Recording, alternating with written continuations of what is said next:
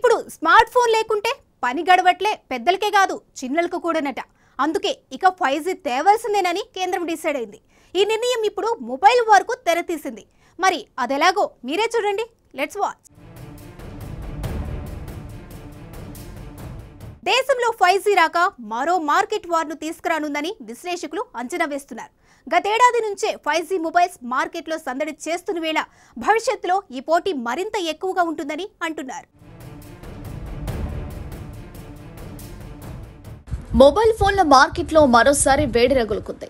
5G spectrum వేలం పనులు ఊపందుకోవడంతో మార్కెట్లోకి కొత్త మోడళ్లను రిలీజ్ చేయడంపై మొబైల్ కంపెనీలు పోటీ పడుతున్నాయి. నీళ్లు లేకుండా అయినా ఉండొచ్చు, కానీ నెట్ లేకుండా ఉండలేని స్థితికి వచ్చేసాం మనమంతా. తిండి తిప్పలు లేకున్నా ఇంటర్నెట్ రీఛార్జ్ చేసేలా అప్డేట్ అవుతున్నారు నెటిజన్స్. దేశంలోని చాలా ప్రాంతాల్లో టెలికాం కనెక్టివిటీతో పాటు ఇంటర్నెట్ కనెక్టివిటీ కూడా వచ్చేసింది. చాలా మంది చాలా ఏరియాలు 2G నుంచి 5Gకి అప్డేట్ అయ్యాయి. నగరాల్లో 3G నుంచి 4Gలోకి మారిపోతున్నాయి. అయితే ఇప్పుడు ప్రపంచవ్యాప్తంగా 5G చర్చ నడుస్తోంది. 2035 నాటికి దీనివల్ల $12 ట్రిలియన్ వ్యాపారం జరుగుతుందని ప్రముఖ రీసెర్చ్ సంస్థ VHS మార్కెట్ అంచనా వేస్తోంది. వచ్చే మార్చి నాటికి దేశంలో కీలక ప్రాంతాల్లో 5G సేవల్ని అందుబాటులోకి వచ్చే అవకాశం ఉన్న నేపథ్యంలో తక్కువ ధరకి ఈ ఫోన్లను తేవడం ప్రాధాన్యం సంతరించుకుంది. అయితే త్వరలోనే 10,000 ధరకు 5G స్మార్ట్ ఫోన్లను అందుబాటులోకి తెచ్చేలా సంబంధిత సంస్థలు ప్రణాళికలు రచిస్తున్నాయి. దీనిపై ఇప్పటికే మొబైల్ సంస్థలు, అంతర్జాతీయ ఎలక్ట్రానిక్ చిప్స్ తయారీ కంపెనీలు కలిసి పనిచేస్తున్నాయని పరిశ్రమ వర్గాలు తెలిపాయి. వచ్చే మార్చి నాటికి దేశంలో కీలక ప్రాంతాల్లో 5G సేవల్ని ప్రారంభించే యోచనలో టెలికాం కంపెనీలున్నాయి. ఈ నేపథ్యంలో అందుబాటు ధరల్లో 5G ఫోన్లు తీసుకురావడం కీలకంగా మారనుంది. ఇప్పటికే విస్తృతంగా వినియోగంలో ఉన్న 4G, 3G మొబైళ్ల స్థానంలో 5G ఫోన్లను తీసుకోవాలంటే ధరలు తగ్గాల్సిందే. భారత్ వంటి దేశాల్లో కొత్త చిప్ సెట్ను ప్రవేశపెడతామని అంతర్జాతీయ కంపెనీ క్వాల్కమ్ తెలిపింది. ప్రస్తుతం 5G ప్రాసెసర్తో వస్తున్న స్నాప్డ్రాగన్ 480 చిప్ సెట్తో పోల్చితే దాని ధర తక్కువగా ఉంటుందని పేర్కొంది. తైవాన్కు చెందిన మీడియాటెక్, చైనా కంపెనీ యూనిసాక్ సైతం అందుబాటు ధరలో చిప్ సెట్లను అందించేందుకు ముందుకు వచ్చాయని మొబైల్ తయారీ సంస్థలు వెల్లడించాయి.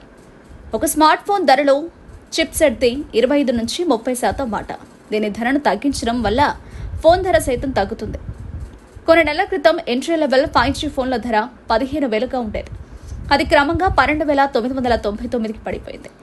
ఏడాది చివరికి అది మరింత తగ్గి 12,000 రూపాయలకు దిగొచ్చే అవకాశం ఉందని ఓ ప్రముఖ మొబైల్ తయారీదారులు చెబుతున్నారు.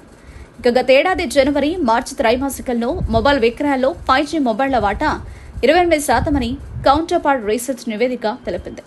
ఈ ఏడాది చివరికి అది 40%కి చేరుతుందని అంచనా వేసింది. అయితే ఒక్క చిప్ సెట్ల ధరలు మాత్రమే కాకుండా ఇతర పరికరాల ధరలు తగ్గాల్సిన అవసరం కూడా ఉందని తెలుస్తోంది. 6 అంగుళాల HD తెర, 3 కెమెరా లెన్స్లు వంటి ఫీచర్ల విషయంలో వినియోగదారులు ఏమాత్రం వెనక్కి తగ్గడం లేదు. దీంతో ప్రపంచంలో 5G స్మార్ట్ ఫోన్ల అమ్మకాలు పెరుగుతూనే ఉన్నాయి. ముఖ్యంగా భారత్లో 5G క్రేజ్ మరీ ఎక్కువగా ఉంది. దేశంలో 5G నెట్వర్క్ పూర్తి స్థాయిలో ఎప్పుడు వస్తుందో స్పష్టత లేకున్నా 5G ఫోన్లు మాత్రం విపరీతంగా అమ్ముడుపోతున్నాయి. దీంతో ఏకంగా ప్రపంచంలో 3వ అతిపెద్ద 5G స్మార్ట్ ఫోన్ మార్కెట్గా భారత్ నిలిచింది.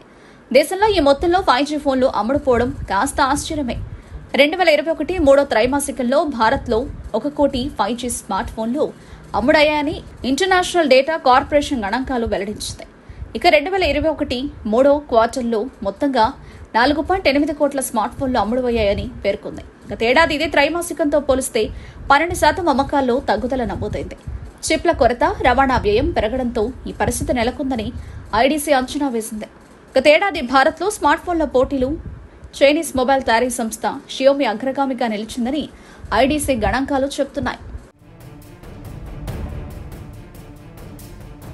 గతేడాదితో పోలిస్తే 17% తగ్గిన 3వ త్రైమాసికం ఫోన్ల అమ్మకాల్లో షియోమి 23.4% వాటాను షియోమి సొంతం చేసుకుంది. ఆ తర్వాత 16.9%తో శాంసంగ్, 16.4%తో 3వ స్థానంలో వివో ఉన్నాయి.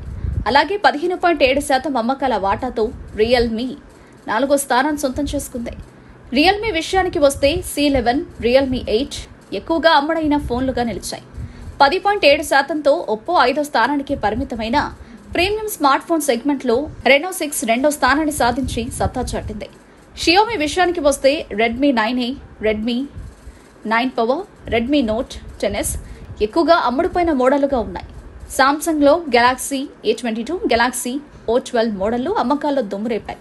Galaxy J Flip, Galaxy Z Fold 3 premium మోడళ్లకు మంచి గిరాకీ ఉన్నా సామ్సంగ్ సరఫరా చేయలేకపోతుంది. ఐఫోన్ 12, OnePlus Nord CE కూడా అమ్మకాల్లో మంచి ప్రదర్శనలే చేశాయి. ఇప్పటికే భారత్ మార్కెట్లో బడ్జెట్ నుంచి ప్రీమియం సెగ్మెంట్ల వరకు అన్ని విభాగాల్లో స్మార్ట్ ఫోన్లు విడుదలవుతూనే ఉన్నాయి. అన్ని కంపెనీలు పోటీ పడి మరీ ఫోన్లను మార్కెట్లోకి తీసుకొస్తున్నాయి. ముఖ్యంగా 5G ఫీచర్ను ప్రమోట్ చేసుకుంటున్నాయి.